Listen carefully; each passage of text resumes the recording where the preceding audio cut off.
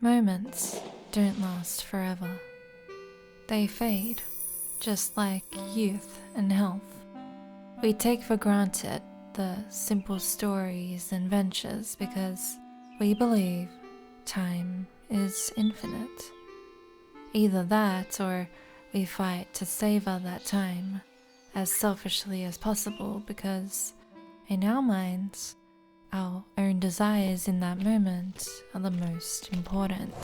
One day, we may look back at that time and think to ourselves, did I do the right thing?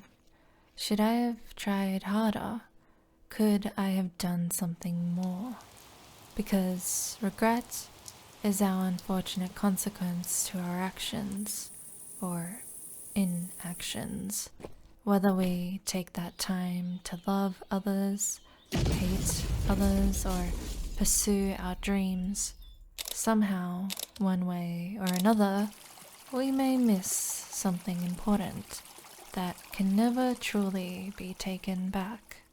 Frieren introduces us to a world of nostalgia and memory, following in the eyes of an elven mage who ages much slower than her fellow companions of individual races. Though she shared a small portion of her life with these adventurers, somehow their death left an overwhelming impact on her life henceforth. Now traveling with her first apprentice mage Fern, they both delve into retracing the steps of Frieren's past adventures, and there begins our journey through moments of time.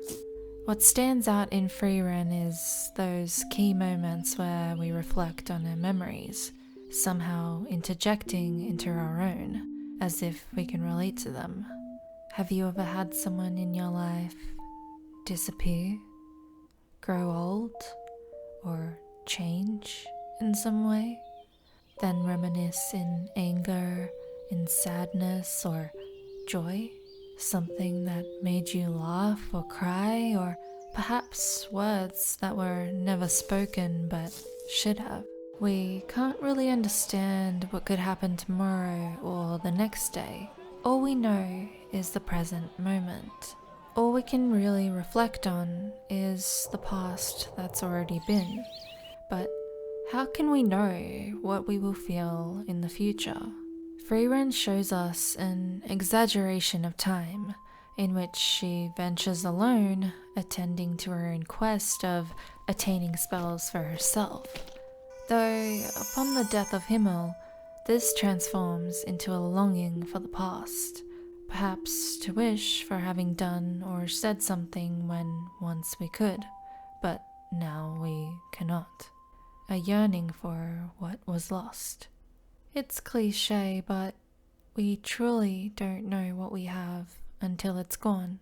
Do you think this is particularly bad?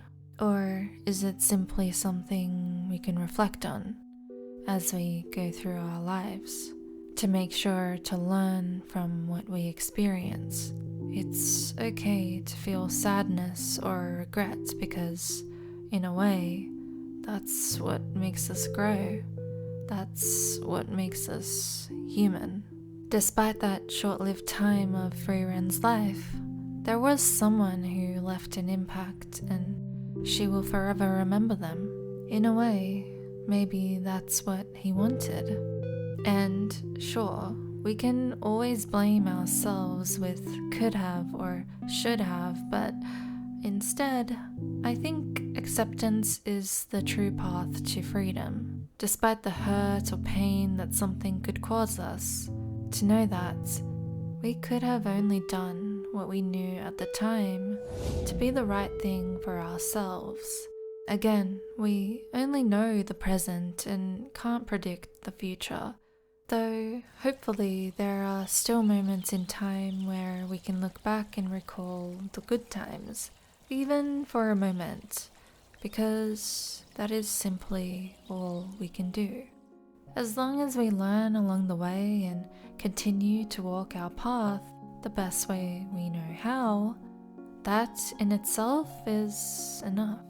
All those people we grew up with, the strangers that may have passed us, or family that are no longer beside us. They have shaped our reality in ways we simply don't know.